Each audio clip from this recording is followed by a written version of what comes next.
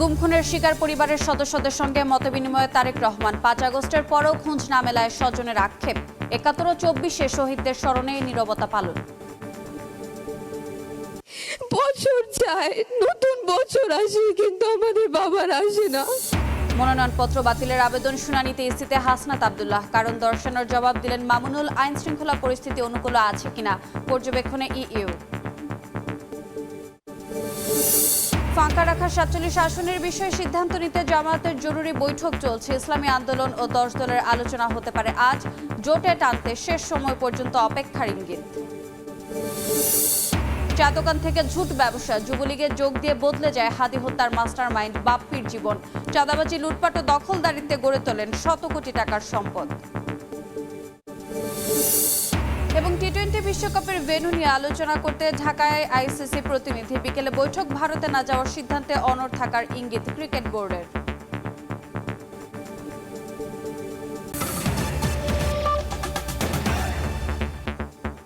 সময় সংবাদের সঙ্গে আছে আমি রোজা চৌধুরী। গুম খুনের শিকার পরিবারের সদস্যদের সঙ্গে মতবিনিময় সভায় যোগ দিয়েছেন বিএনপির চেয়ারম্যান তারেক রহমান। বেলা 11টার কিছু সময় পর রাজধানীর চীন মৈত্রী সম্মেলন কেন্দ্রে মায়ের ডাক ও আমরা বিএনপি পরিবার আয়োজিত মতবিনিময়ে অংশ নেন তিনি। এ সময় ৭১ ও ২৪-এ শহীদদের স্মরণে 1 মিনিট নীরবতা পালন করা হয়। পরে গুম খুনের শিকার পরিবারের সদস্যরা বক্তব্য রাখেন। 5 আগস্টের পর 1.5 বছর হয়ে গেলেও গুমের শিকার ব্যক্তিদের খোঁজ না মেলায় আক্ষেপ করেন স্বজনরা।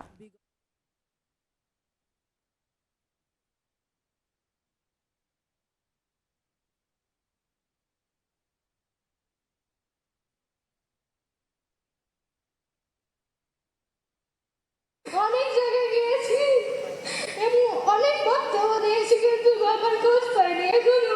বাবার চাচা সাইফুল ইসলাম হিরো, যিনি ছিলেন উপজেলা বিএনপির সভাপতি এবং সাবেক সংসদ, দুজনকে একসাথে র্যাব তুলে নিয়ে যায়। আজ 12 বছর পার হয়ে 13 বছরে পড়ল, আজ পর্যন্ত আমরা তাদের সন্ধান পাইনি। 2013 সালের 4 ডিসেম্বর মোট 8 জনকে তুলে নিয়ে যাওয়া হয়।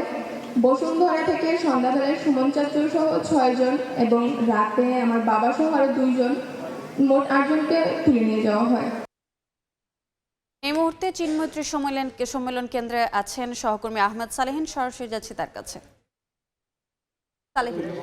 বিগত সরকারের আমলে যারা গুম খুন হয়েছেন তাদের পরিবারের সদস্যদের সঙ্গে আজকে বিএনপির চেয়ারম্যান তারেক রহমান তিনি রাজধানীর শেরেবাংলা নগরে চীনমৈত্রী সম্মেলন কেন্দ্রে একটি মতবিনিময় সভা অনুষ্ঠান আয়োজন করেছেন, যেখানে তারেক রহমান বিএনপির চেয়ারম্যান তিনি আজকে উপস্থিত আছেন। তিনি সেই পরিবারের সদস্যদের সঙ্গে সাক্ষাৎ করছেন। আপনারা দেখতে পাচ্ছেন ইতিমধ্যে বিএনপির চেয়ারম্যান তারেক রহমান তিনি ইতিমধ্যে উপস্থিত হয়েছেন এবং একই সঙ্গে তার সঙ্গে রয়েছেন বিএনপির অন্যান্য যারা নেতারা রয়েছেন তারা এখানে উপস্থিত আছেন ডায়াসে।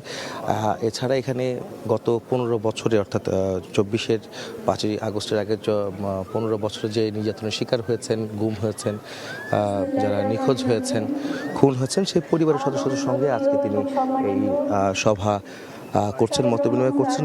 ইতিমধ্যে আমরা দেখেছি যে এখানে পরিবার যারা রয়েছেন, যাদের পরিবারের সদস্যরা এখনও ফিরে আসেননি, সেই সব সদস্যরা, সেসব পরিবারের মা, বোন, ভাই, তাদের পরিবারের স্বজনরা সেই দুঃসহ জীবনের বা যেই সময়টার সেই সময়গুলি স্মরণ করছেন এবং তারা যে আবেগ আপ্লুত আজকের এই দিনে এখানে তারেক রহমানকে তারা পেয়ে, যেই বিএনপির জন্য তাদের নেতাকর্মীরা আজ গুম হয়েছেন, নির্যাতনের শিকার হয়েছেন, ক্ষুব্ধ হয়েছেন, সেই কারণে তারা আজকে বিএনপি চেয়ারম্যান তারেক রহমানের কাছে সামনে সেই বিষয়গুলি তুলে ধরছেন যে বিগত সরকারের সময় যারা নির্যাতিত হয়েছেন, গুম হয়েছেন, যারা এখনও ফিরে আসেননি, অনেক পরিবার এখন সেই দুঃসহ জীবন তারা পার করছেন। এই সময়টি জুড়ে যে তাদের যে জীবনের পারিবারিক জীবন, সামাজিক জীবন, অর্থনৈতিক জীবন, সেই সমস্যাগুলি দেখা দিয়েছে, সেগুলি আজকে তারা তুলে ধরছেন এবং তারেক রহমান বিএনপি চেয়ারম্যান তিনি সেগুলি শুনছেন এবং তিনি কিছুক্ষণের মধ্যে বক্তব্য রাখবেন। একই সঙ্গে তার নেতা যারা রয়েছেন, স্থায়ী কমিটির সদস্য আমরা দেখতে পাচ্ছি, বিএনপির স্থায়ী কমিটির সদস্য সালাউদ্দিন আহমেদ এখানে আছেন বিএনপির সিনিয়র যুগ্ম মহাসচিব রুহুল কবির রিজভী, একই সঙ্গে আমরা বিএনপি পরিবারের যিনি রয়েছেন রুমন, এছাড়াও অনেকে রয়েছেন। আমরা দেখেছি, আপনারা দেখতে পাচ্ছেন যে একজন পরিবারের সদস্য এখন বক্তব্য রাখছেন, যারা নির্যাতনের শিকার হয়েছেন এমন পরিবারের একজন সদস্য বক্তব্য রাখছেন। তিনি কান্না জড়িত কণ্ঠে তার সংগ্রামের জীবন, তাদের পরিবারের সংগ্রামের জীবন তারা তুলে ধরছেন। এইটি কিন্তু আসলে তারেক রহমান দেশে ফেরার পর, অর্থাৎ 25শে ডিসেম্বর তারেক রহমান দেশে ফিরেছেন 17 বছর পর, এবং তারপরে এই পরিবারের সদস্যদের সঙ্গে তার দেখা করার কথা ছিল, কিন্তু এর মাঝেই তার মা মরহুমা বেগম খালেদা জিয়া ইন্তেকাল করার পর সেই সময়টা আসলে হয়ে ওঠেনি। তবে আজকে তিনি সময় দিয়েছেন, যখন তিনি কথা শুনছেন এই পরিবারের সদস্যদের, যারা তাদের এই দুঃসহ জীবনের যে সময়টা সে স্মরণ করে তারা বক্তব্য রাখছেন, বলছেন। যারা উপস্থিত আছেন তারা সবাই শুনছেন, তারা কথা বলছেন। এখানে আমরা দেখেছি সকাল থেকেই সদস্যরা যারা গুম খুন হয়েছেন সেই পরিবারের সদস্যরা তারা এখানে এসেছেন, আমরা দেখেছি। যদি বলতে চাই যে আজকের এখানে আমরা বিএনপি পরিবার এবং মায়ের ডাকের সদস্য যিনি রয়েছেন, মায়ের ডাকের পক্ষ থেকে এই অনুষ্ঠানের আয়োজন করা হয়েছিল। তো এই ছিল আমার কাছে মূলত এখানকার যে আজকে গুম খুন হয়েছেন সেই পরিবার সদস্যের সঙ্গে বিএনপি চেয়ারম্যান তারেক রহমানের যে মতবিনিময় সভার তার সবশেষ খবর। সরাসরি যুক্ত ছিলাম বাংলাদেশ চীন মৈত্রী সম্মেলন কেন্দ্রে। রাজধানীর মগবাজারে জামাতে ইসলামের কেন্দ্রীয় কার্যালয়ে ব্রিফিং চলছে, সরাসরি যাচ্ছি সেখানে।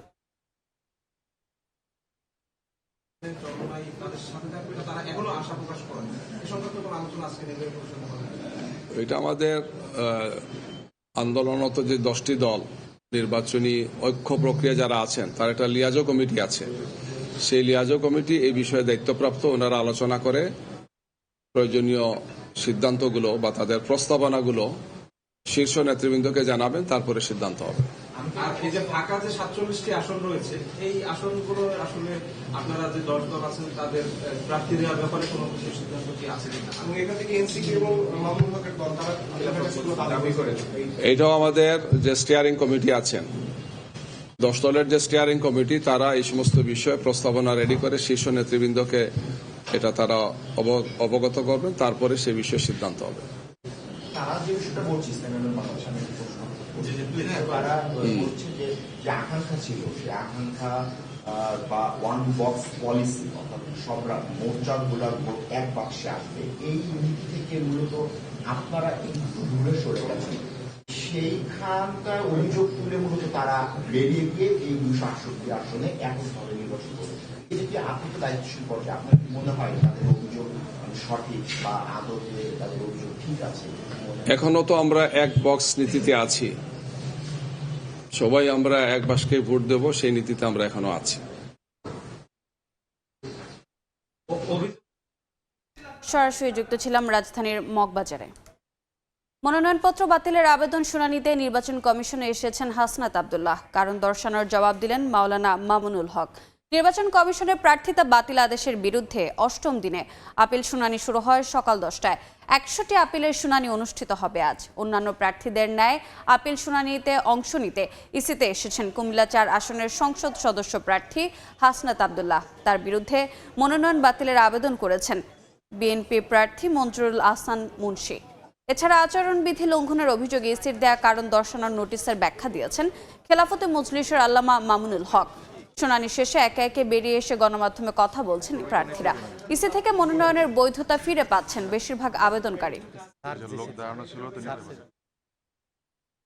বিভ্রান্তিমূলক একটা তথ্য বা সংবাদ প্রচারের মাধ্যমে মানুষের সামনে আমার ভাবমূর্তি ক্ষুণ্ণ করার চেষ্টা করা হয়েছে এবং আমাকে আমার নির্বাচনী যেই প্রস্তুতি সেখান থেকে আমার মনোযোগ ভিন্ন দিকে ডাইভার্ট করার চেষ্টা করা হয়েছে এবং নির্বাচন কমিশনের পক্ষ থেকেও যাচাই বাছাই না করে অথবা ন্যূনতম যোগাযোগ না করেই আমাকে শোকজ নোটিশ দেওয়া হয়েছে।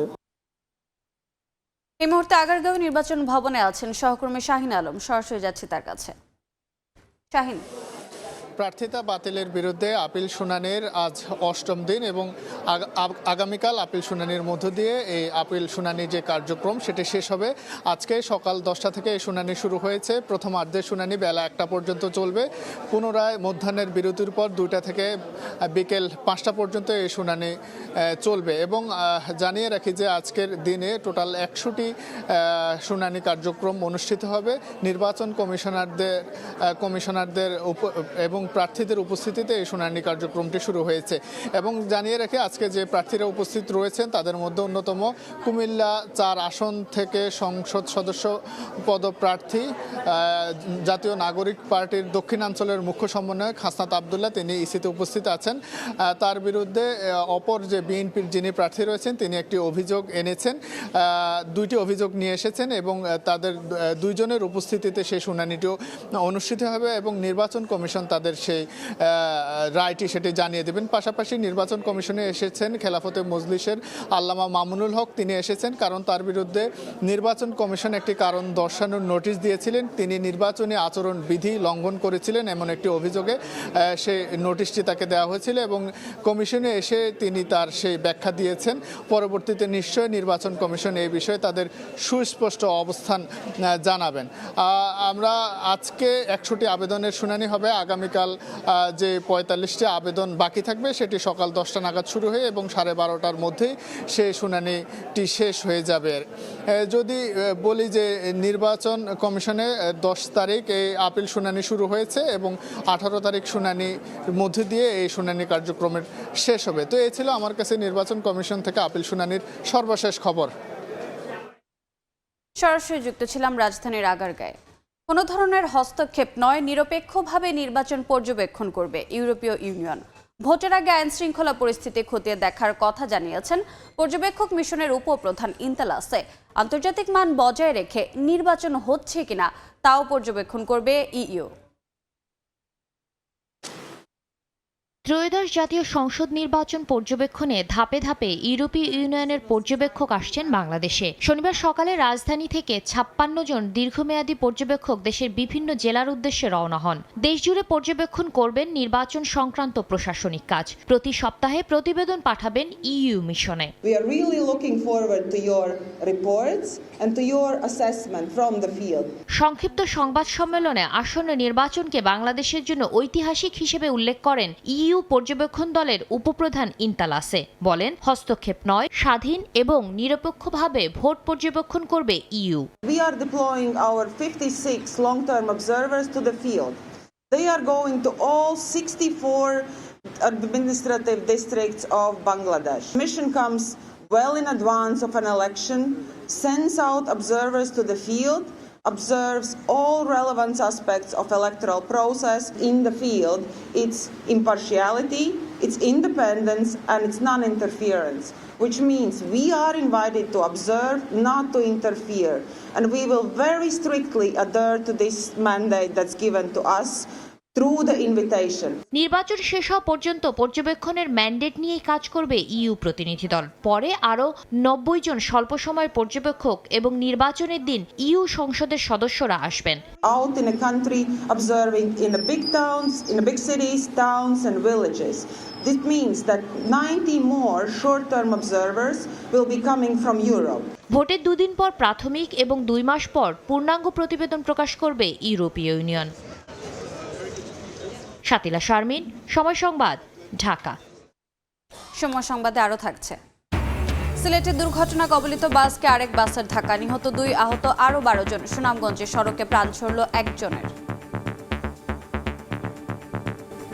দেশের আইন শৃঙ্খলা রক্ষায় এই মুহূর্তে সবচেয়ে বড় চ্যালেঞ্জ অবৈধ অস্ত্র উদ্ধার। আইন শৃঙ্খলা রক্ষাকারী বাহিনীর কাছে সবচেয়ে বড় মাথা ব্যথার কারণ হয়ে দাঁড়িয়েছে গণ অভ্যুত্থানের সময়ে লুট হওয়া সব অস্ত্র উদ্ধার না হওয়া। নিরাপত্তা বিশ্লেষকরা বলছেন, এসব অস্ত্র উদ্ধার না হলে আইন শৃঙ্খলা পরিস্থিতির অবনতির আশঙ্কা রয়েছে। যদিও পুলিশ বলছে নির্বাচন বাধাগ্রস্ত হওয়ার কোনো আশঙ্কা দেখছেন না তারা। আতাউর কাউসারের রিপোর্ট।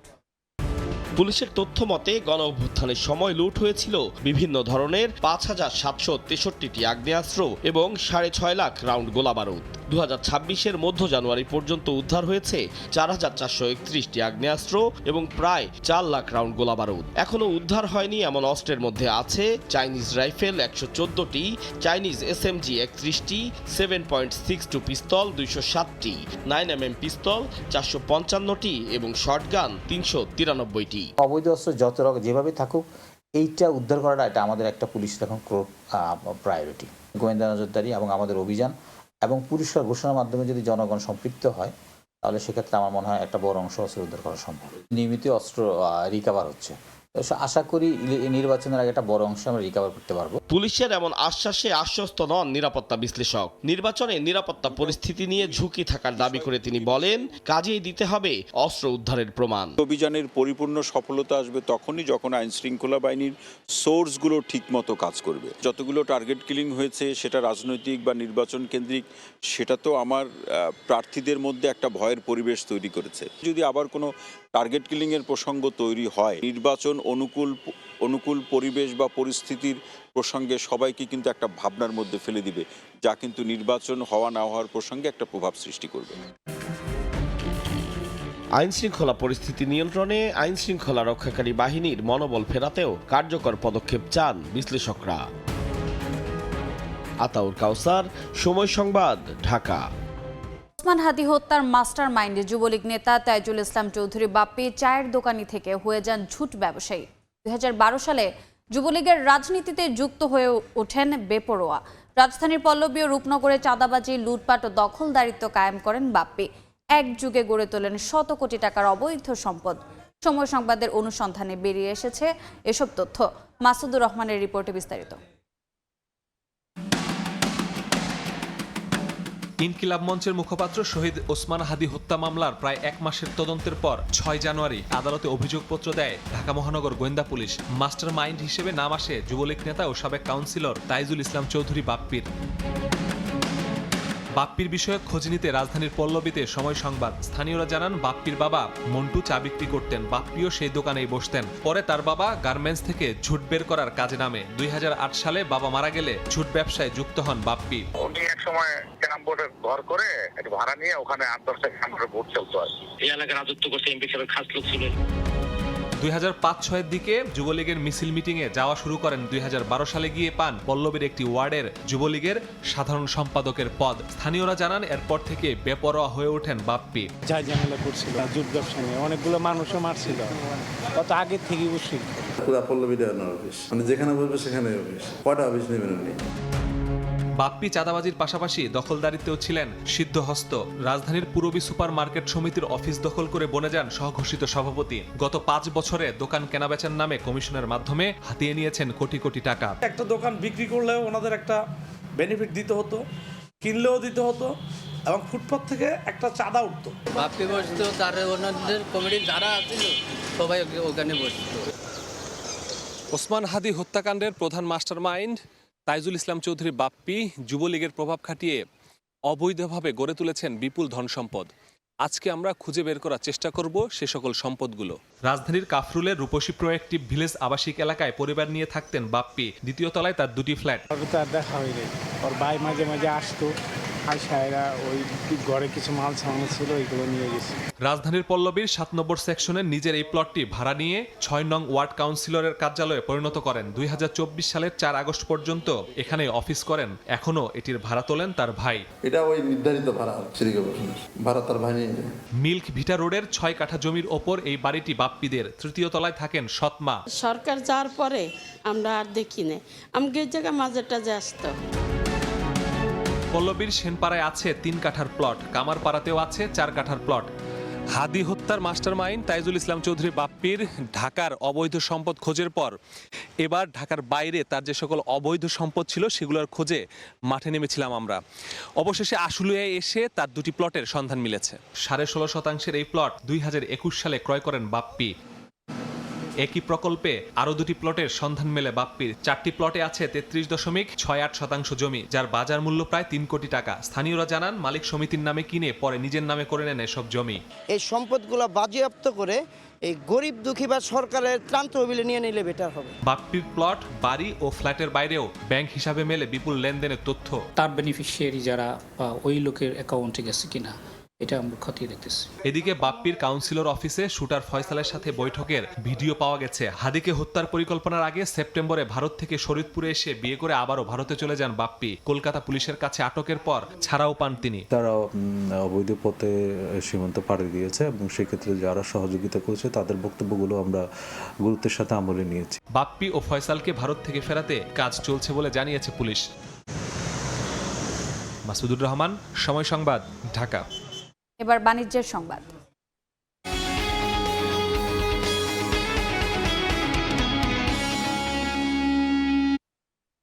ছুটির দিনে ঢাকা আন্তর্জাতিক বাণিজ্য মেলায় দেখা গেছে ক্রেতা দর্শনার্থীদের সরব উপস্থিতি। পছন্দের পণ্য কিনতে বিভিন্ন স্টলে ঘুরছেন ক্রেতারা। অন্য দিনের ক্ষতি পুষিয়ে নিতে চেষ্টা করছেন বিক্রেতারা। সকাল 10টায় মেলার গেট খোলার পর থেকে লাইন ধরে মেলায় ঢুকতে শুরু করেন ক্রেতা দর্শনার্থীরা।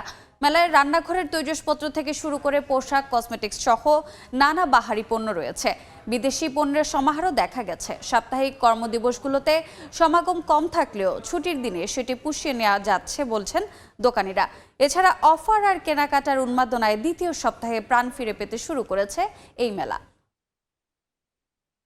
সড়ক দুর্ঘটনায় 2 জেলায় 3 জন নিহত হয়েছেন, আহত হয়েছেন আরও 12 জন। এদের মধ্যে সিলেটে 2 বাসের সংঘর্ষে 2 জন নিহত হয়েছেন।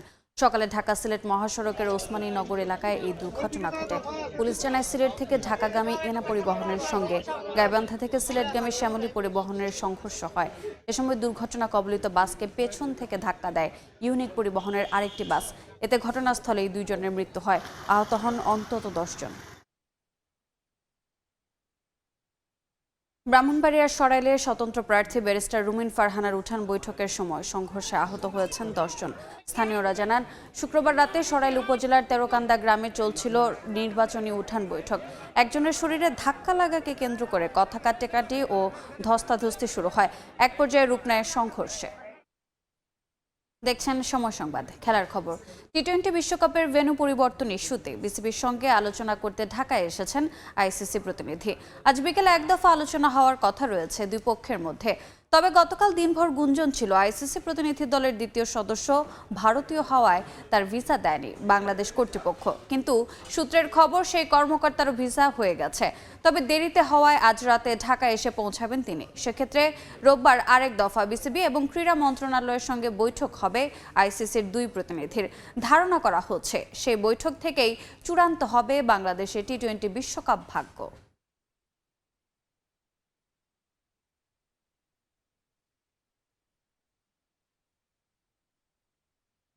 সময় সংবাদের শীর্ষ সংবাদগুলো জানিয়ে দিচ্ছি আরেকবার।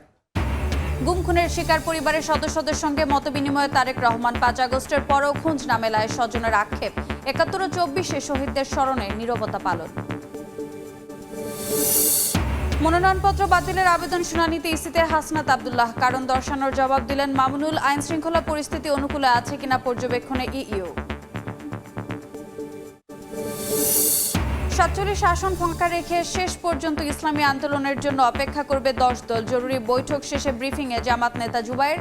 সমঝোতা নিয়ে আবারও আলোচনার ইঙ্গিত।